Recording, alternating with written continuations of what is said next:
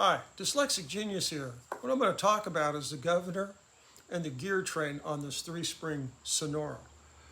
Because the bearings here and here on the governor are centric, which means the hole is not in the center, it's off, so they rotate like this.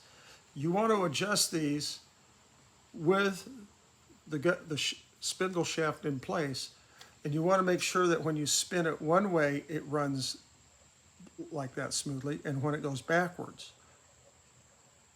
So It also goes smoothly? It also runs smoothly just like this. Now on the gear trains, because really you're not going to get back in there ever, and I will show you here. Take this screw out.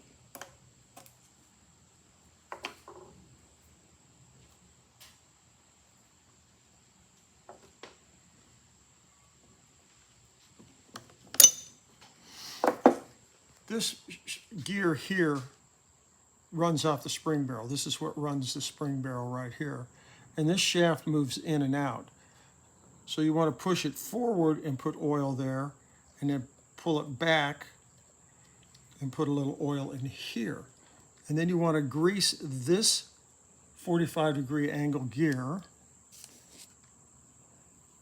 along with this gear like that, so they mesh. And then you want to grease this one here. I'm using green grease. So what you'll do is you'll put a little oil on this end, which goes down. I've already put the spindle shaft in and oiled it the same way. And we will just, there we go.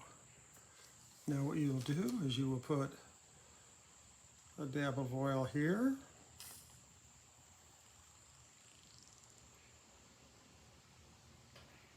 And there, because now it'll fill up these two holes. This hole here is for the spindle shaft, and this is for the secondary gear train. Then you'll come in, and you will kind of wiggle the spindle shaft. This gets a little tricky sometimes.